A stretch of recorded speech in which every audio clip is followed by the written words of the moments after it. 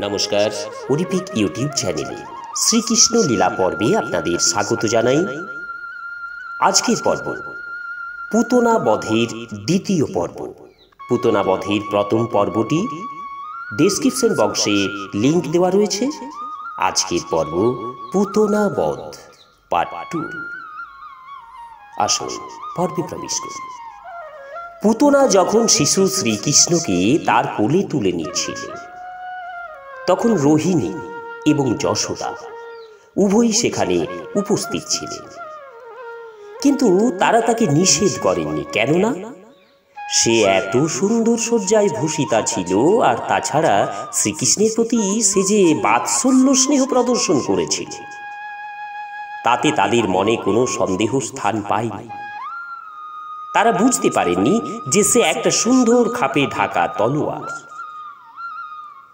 পুতনা তার স্তনে এক অতি তীব্র বিষ লাগিয়ে এসেছিল এবং শিশু শ্রীকৃষ্ণকে কোলে নিয়েই সে তৎক্ষণাৎ তাকে তার স্তন দান করল, যাতে সেই স্তন্য পান করা মাত্রই তার মৃত্যু হয়। শ্রীকৃষ্ণ ক্রুদ্ধভাবে তৎক্ষণাৎ সেই স্তন গ্রহণ করে দুগ্ধরূপী বিষের সঙ্গে সেই রাক্ষসীর প্রাণবায়ুও শোষণ করে নিল। শ্রীকৃষ্ণ এতই কৃপাময়, সেই রাক্ষসী যেহেতু তার বুকের দুধ দান করবার জন্য তার কাছে এসেছিল, তাই তিনি তার মনোবাঞ্ছা পূর্ণ করেছিলেন এবং তার সেই কার্যকলাপ মাতৃবৎ বলে গ্রহণ করেছিলেন। আর তার বিভৎস কার্যকলাপ বন্ধ করার জন্য তাকে তৎক্ষণাৎ সংহারও করেছিলেন। আর শ্রীকৃষ্ণের দ্বারা নিহত হওয়ার ফলে পুতনা মুক্তি লাভ করেছিল। শ্রীকৃষ্ণ যখন তার প্রাণবায়ু শুষে নিল, তখন পুতনা হাত পা ছড়িয়ে মাটিতে লুটিয়ে পড়ে আর্তনাদ করতে লাগলো, ছেড়ে দাও আমাকে, ছেড়ে দাও আমাকে, ছেড়ে দাও। সেই বিকট ভাবে আর্তনাদ করতে লাগলো এবং তার সমস্ত শরীর ঘামে ভিজে গেল। এইভাবে আর্তনাদ করতে করতে যখন তার মৃত্যু হলো, তখন চারিদিকে এক প্রচণ্ড শব্দ হল। নদ নদী গিরি তরু ধরণী কেঁপে উঠল। লোকেরা মনে করল যেন চারিদিকে বজ্রপাত হচ্ছে। এইভাবে পুতনা রাক্ষসীর বিভীষিকা সমাপ্ত হল। তখন তার বিরাট রাক্ষসী রূপ প্রকাশ পেল। তার হাত পা ছড়িয়ে সে মাটিতে লুটিয়ে পড়ল এবং তার মুখ হা করে রইল।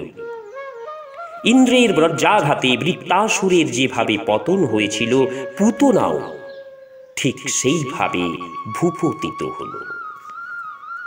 তার মাথার লম্বা চুল সারা শরীরে ছড়িয়ে রইল। তার বিশাল শরীরের পতনের ফলে 6 ক্রোশ জায়গা জুড়ে সমস্ত গাছপালাও বিধ্বস্ত হয়ে গিয়েছে। আর সেই অতি বিশাল শরীর দেখে সকলেই বিস্ময়ে আবির্ভূত হয়ে পড়েছিল। তার মুখের দাঁতগুলি ছিল লাঙলের ফলার মতো তীক্ষ্ণ, নাসারন্ধ্র পর্বত গহ্বরের মতো গভীর, আর তার স্তনদ্বয় গিরি শিখরযুক্ত শিলাখণ্ডের মতো বিশাল। তার কেশরাশি বিক্ষিপ্ত এবং তাম্রবর্ণ। চোখ দুটি অন্ধকূপের মতো গভীর, জঙ্ঘাদয় নদীর দুটি তটের মতো, আর তার হাত দুটি সেতুর মতো, আর তার উদর জলশূন্য হ্রদের মতো মনে হচ্ছিল। তার পতনের ভীষণ শব্দে গোপ এবং গোপিকাদের কর্ণ বিদীর্ণ হলো এবং প্রচণ্ডভাবে হৃদকম্প হতে লাগল। গোপিকারা যখন দেখলেন যে শিশু শ্রীকৃষ্ণ নির্ভয়ে সেই মৃতা রাক্ষসীর বক্ষস্থলে খেলা করছে, তখন শীঘ্রই তারা তাকে সেখান থেকে তুলে নিলেন। মা যশোদা, রোহিণী এবং অন্যান্য বয়স্কা গোপিকারা তৎক্ষণাৎ সব রকমের বিঘ্ন থেকে শিশু শ্রীকৃষ্ণকে রক্ষা করার জন্য গোপুচ্ছ ভ্রমণ অর্থাৎ গরুর লেজ ধরে নিকটস্থ পর্বত প্রদক্ষিণ করলেন। গোমূত্র এবং গোধূলি দ্বারা শিশুকে স্নান করালেন এবং গোময় দিয়ে তার দাদু সঙ্গে তিলক দিলেন, যাতে ভবিষ্যতে তার আর কোনো অমঙ্গল না হয়। এর থেকে আমরা বুঝতে পারি যে মানব সমাজে গাভী কতটা প্রয়োজনীয়। শ্রীকৃষ্ণের দিব্য শরীরের কোনো প্রতিরক্ষার প্রয়োজন হয় না, কিন্তু গাভীর উপযোগিতা এবং প্রয়োজনীয়তা সম্বন্ধে আমাদের শিক্ষা দেওয়ার জন্য ভগবান গোমূত্র এবং গোধূলিতে স্নাত হলেন এবং অঙ্গে গোময় লেপন করলেন। এই পবিত্র সংস্কারের পর মা যশোদা এবং রোহিণীর নেতৃত্বে গোপিকারা শ্রীকৃষ্ণের শরীরকে সব রকমের বিঘ্ন থেকে রক্ষা করার জন্য ভগবানের দ্বাদশ নাম উচ্চারণ করলেন। তারা তাদের হাত এবং পা ধুয়ে 3 বার আচমন করলেন, যেটি হচ্ছে মন্ত্র উচ্চারণের পূর্বের বিধি। তারা উচ্চারণ করলেন, মণিমান তোমার জানুদয় রক্ষা করুন, যজ্ঞ তোমার উরুদয় রক্ষা করুন, অচ্যুত তোমার কোটিতট রক্ষা করুন, হয়গ্রীব তোমার জঠর দেশ রক্ষা করুন, কেশব তোমার হৃদয় রক্ষা করুন, বিষ্ণু তোমার বাহুযুগল রক্ষা করুন, ঈশ্বর তোমার মস্তক রক্ষা করুন, চক্রধর তোমার সম্মুখ ভাগ রক্ষা করুন, গদাধর তোমার পশ্চাৎ ভাগ রক্ষা করুন, ধনুর্ধারী মধুসূদন তোমার দৃষ্টি শক্তি রক্ষা করুন, শঙ্খধারী বিষ্ণু তোমার বাম পার্শ্ব রক্ষা করুন, উপেন্দ্র তোমার উপরিভাগ রক্ষা করুন, তার্ক্ষ ভূতলে তোমাকে রক্ষা করুন, হলধর তোমাকে চতুর্দিক থেকে রক্ষা করুন, ঋষিকেশ তোমার ইন্দ্রিয় সকল রক্ষা করুন, নারায়ণ তোমার প্রাণবায়ু রক্ষা করুন, শ্বেত দীপাধিপতি নারায়ণ তোমার চিত্তকে রক্ষা করুন, এবং যোগেশ্বর তোমার মনকে রক্ষা করুন, কৃষ্ণগর্ভ তোমার বুদ্ধি রক্ষা করুন, পরমেশ্বর তোমার আত্মাকে রক্ষা করুন।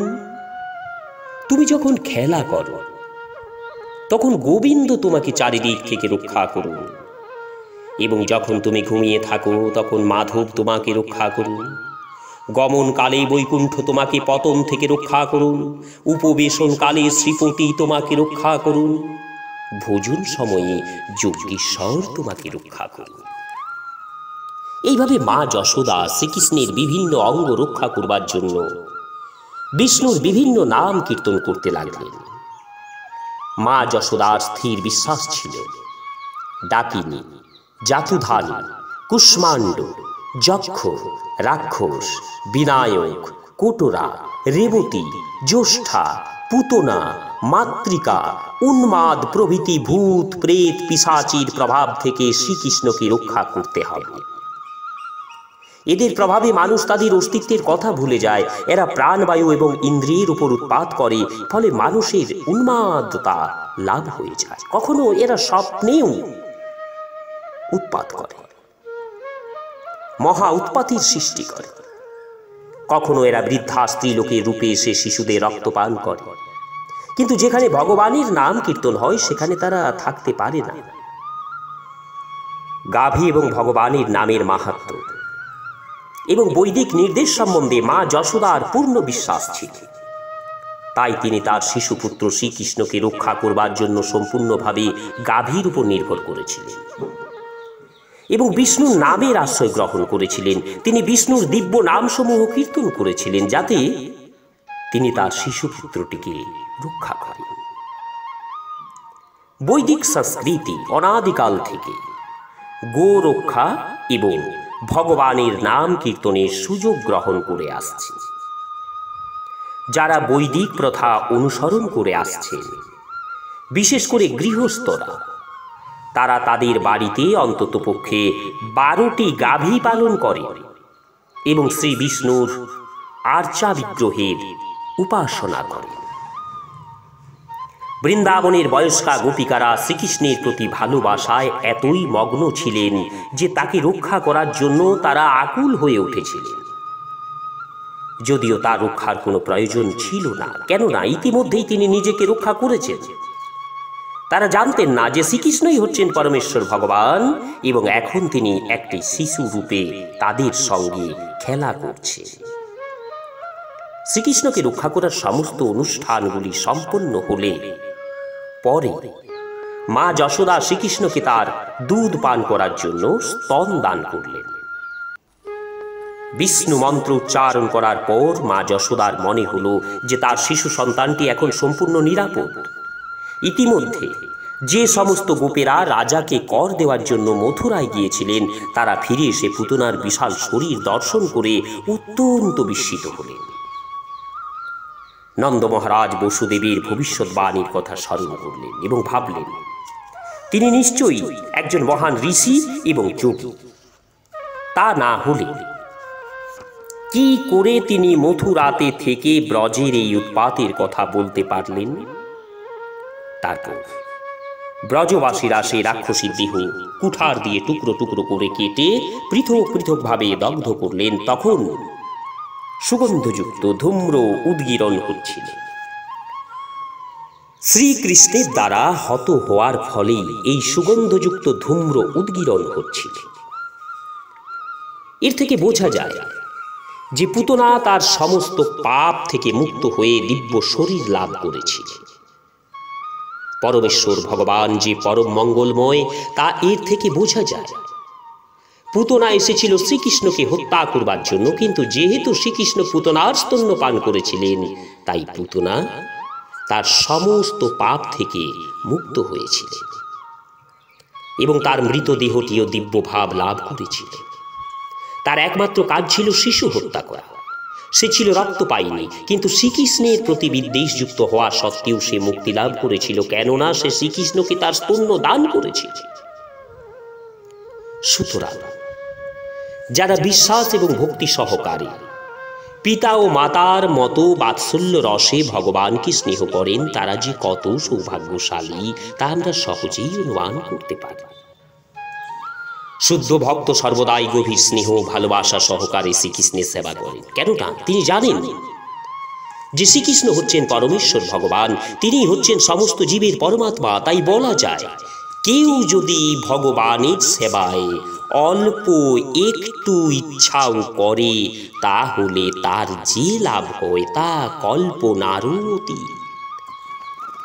সেই সম্বন্ধে ভাগবত গীতায় বলা হয়েছে স্বল্পমাপস্যো ধর্মস্য ত্রায়তে মহতো ভয়াৎ, অর্থাৎ অল্প একটু ভগবত সেবা আমাদের মহাভয় থেকে রক্ষা করে।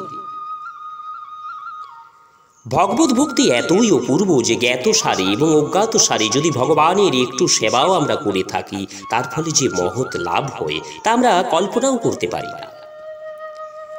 একটা গাছের ফুল নিয়ে যদি আমরা শ্রীকৃষ্ণের পূজায় অর্পণ করি তাহলে সেই গাছটিরও প্রভূত কল্যাণ সাধিত হয়। এইভাবে শ্রীকৃষ্ণের পূজায় যখন ফুল অর্পণ করা হয় তখন যে সমস্ত গাছগুলিতে সেই ফল ফুলগুলো ধরেছিল আমাদের অজানা অবস্থায় তারাও সুকৃতি অর্জন করে। তাই অর্চনের প্রভাবে সকলেরই মঙ্গল হয়। শ্রীকৃষ্ণ ব্রহ্মা শিব আদি মহান দেবতাদেরও উপস্য। আর পুতনা এতই সৌভাগ্যশালী ছিল যে তার ক্রোড়ে তিনি একটি শিশু রূপে খেলা করেছিলেন। মুনি ঋষিরা শ্রীকৃষ্ণের যে চরণ কমলের ধ্যান করেন তা পুতনার শরীর স্পর্শ করেছিল। মানুষ শ্রীকৃষ্ণকে ভক্তিভারে নানা রকম আহার্য নিবেদন করে। শ্রীকৃষ্ণ স্বেচ্ছায় পুতনার স্তন্যপান করেছিল।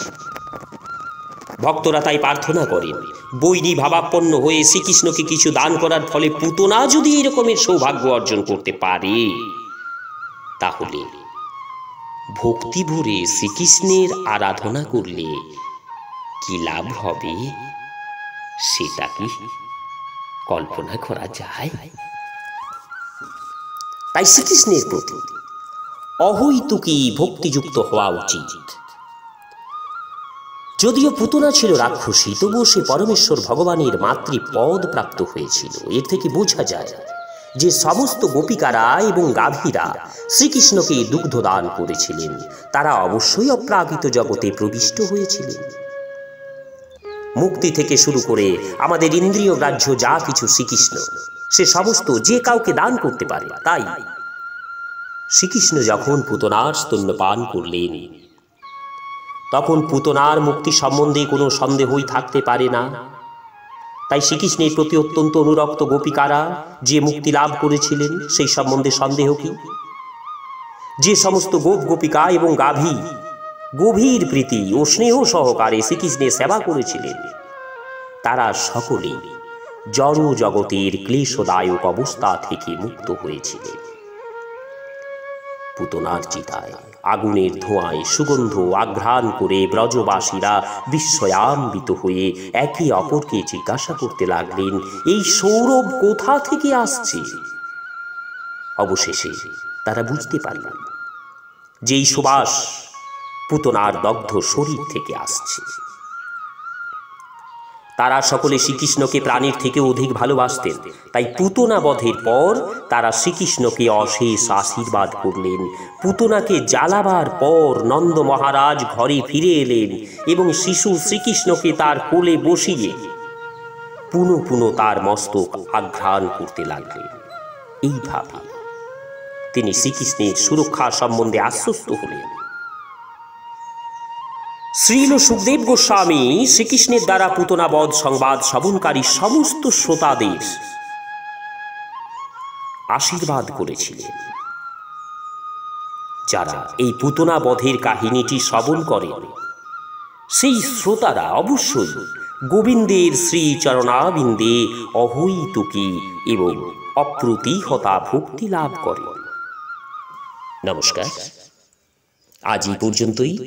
শ্রীকৃষ্ণ লীলার ধারাবাহিক পর্বগুলি শ্রবণ করার জন্য চ্যানেলে যারা নতুন তাদের অনুরোধ জানাবো চ্যানেলটি সাবস্ক্রাইব করে শ্রীকৃষ্ণ লীলার ধারাবাহিক পর্বগুলি শ্রবণ করুন। আসবো পরবর্তী পর্বে। সবাই ভালো থাকুন, সুস্থ থাকুন। ওম নমঃ ভগবতে বাসুদেবায়।